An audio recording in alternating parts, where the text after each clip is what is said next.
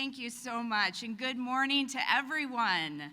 I want to say a huge thank you for having me here today at your IAFF 2023 Legislative Conference. I have to say a little bit, I've been to this conference many, many times, as President Kelly talked about. I've had the honor of working for you in your Legislative and Political Action Department, and I am pretty sure I worked a fire pack booth at one of your last conferences, so I've moved up and being able to give you these remarks, so I really appreciate you. I want to give a special thanks to General President Kelly for welcoming me back to the IAFF and for giving me this opportunity again to be with you here today. My name is Nikki Budzinski. I'm a trade unionist. I'm a current union dues-paying member. And as President Kelly said, I have the honor of representing Illinois' 13th Congressional District in Illinois, representing Central and Southern Illinois. I want to thank the IAFF and, of course, the men and women of the Associated Firefighters of Illinois for their early and strong support of my campaign. I want to take a moment also to say a special thank you to the AFFI President Chuck Sullivan, who I know unfortunately couldn't be here today, but to the members of the AFFI that are here in this room. Thank you, thank you, thank you. I wouldn't be here without you. My first full-time position in the labor movement was working for you as the political representative in the IAFF Legislative and Political Action Department.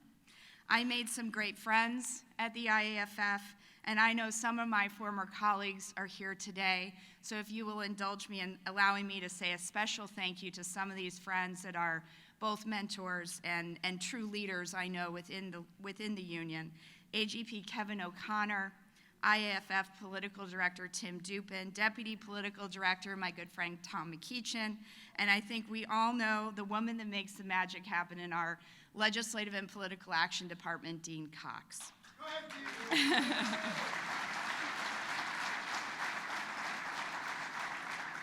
So it is always great to be with you. And apart from the great friends and mentors, I most importantly enjoyed working for the men and women of the IAFF.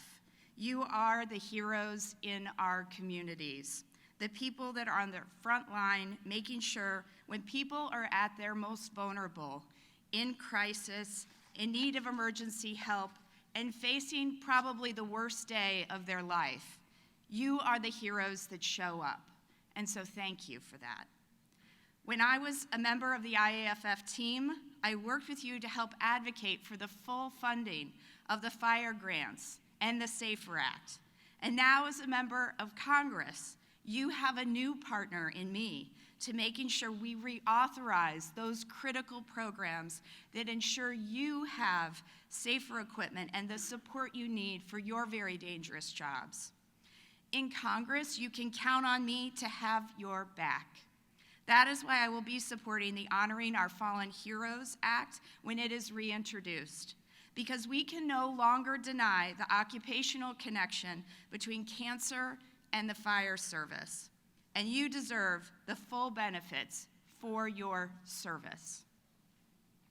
We also must ensure you have safe equipment that doesn't itself put your health at risk through exposures to hazardous substances like PFAS. And we must ensure that firefighters after service have access to affordable health benefits that respects and takes into the account your uniquely dangerous jobs and profession. As a part of ensuring safer workplaces, it is your right to be able to speak out freely and publicly as it relates to your safety protections and working conditions.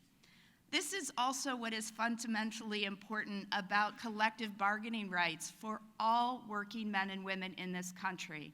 And that is why I will stand by with you to make sure that all firefighters have the right to collectively bargain.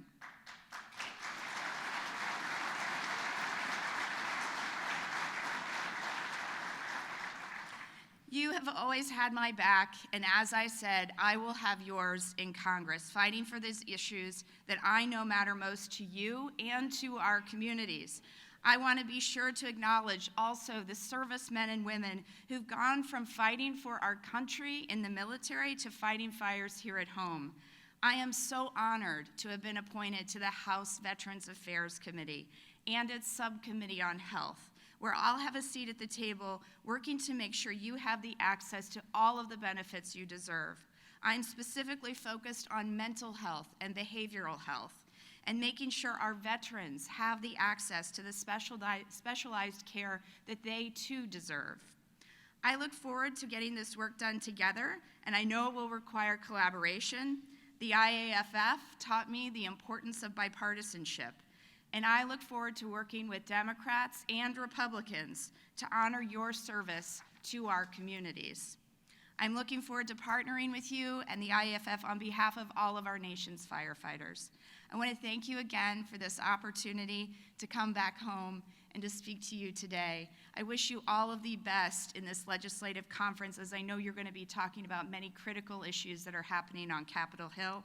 You'll find no stronger support for the IAFF than my office, and I really encourage you to reach out anytime I can be of assistance. Thank you so much. It's an honor to be here with you today.